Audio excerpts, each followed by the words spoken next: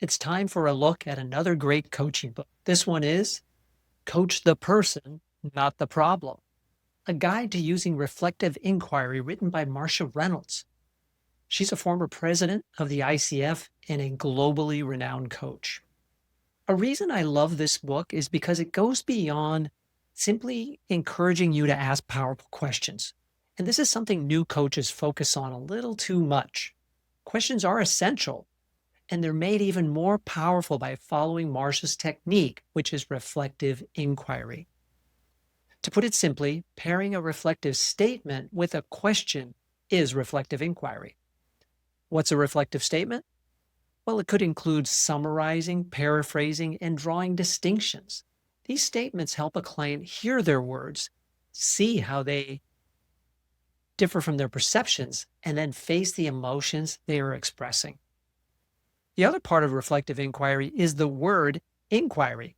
What's key to the use of inquiry is that it's more than just questions. Marcia says it provokes critical thinking about our own thoughts.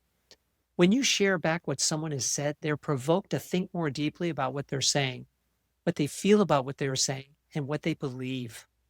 Marcia recommends pairing the reflection with a question. For example, is that what you believe?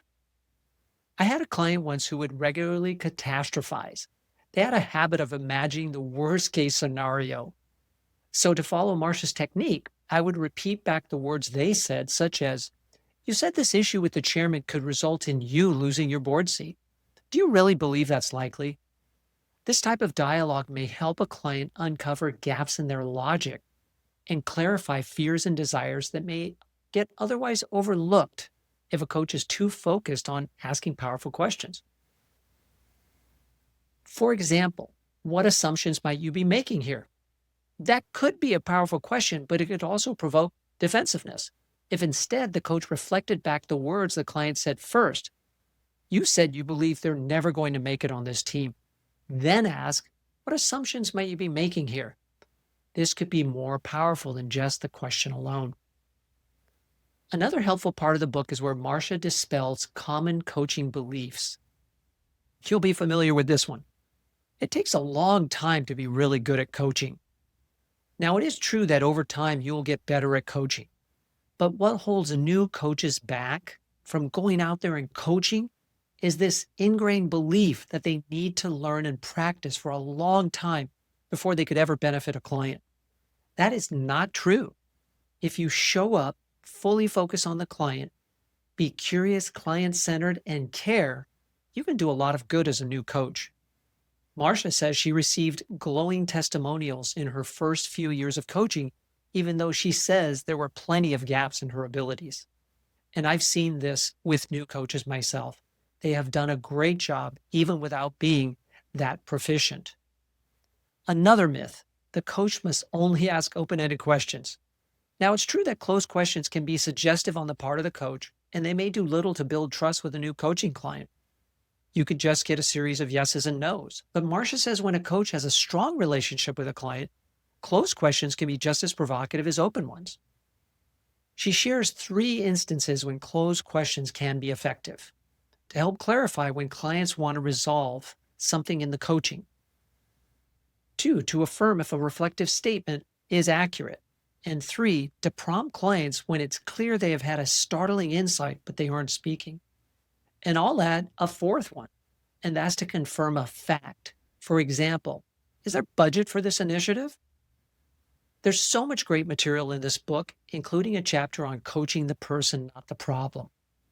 This is an area of development for most new coaches. Marcia offers 3 ideas to support focusing on the person in your coaching sessions. 1, set the expectation for coaching. Let them know you're not there to advise them, but rather to be their thinking partner. 2, maintain your belief in the client's capabilities. You're there to help a client see a way forward that they couldn't see on their own. Coaching can help the person to shift their thinking, break through blockers, and take action that they wouldn't have done previously. And 3, know the right time to shift from clarifying the problem to coaching the person. It's time to figure out why they haven't solved this problem they brought to coaching already. What's getting in the way? Let's look at that and dive deeper. Looking at what they haven't done will often reveal the source of their hesitation. I highly recommend getting Marcia's book and applying what you learn to strengthen your coaching. Let me know what you think once you've read it. I'd love to hear from you. Either place a comment below or send me an email at michael@BAECexecutivecoach.com. Now, if this video has been helpful, I have many more in this channel that you'll probably like too. Subscribe to the channel, like this video, share it with others, and of course, post comments. Now, if you'd really like to go deeper with me, then I encourage you to enroll in the Center for Executive Coaching, where I serve as a faculty member. I lead online training classes many weeks of the year, lead in-person seminars several times a year, and also run mentor coaching programs multiple times a year. I will share the depth of my coaching experience, which started in 2008. So I have a lot to teach you on that goes beyond the content on this channel. Consider enrolling by visiting my blog site, BayAreaExecutiveCoachTraining.com, to learn more about the various programs we offer. You can also email me at michael@BayAreaExecutiveCoach.com. And lastly, if you're not already following the company page on LinkedIn, look for Bay Area Executive Coach and follow us there. We share posts each week to help new and aspiring executive coaches like you. Thank you very much.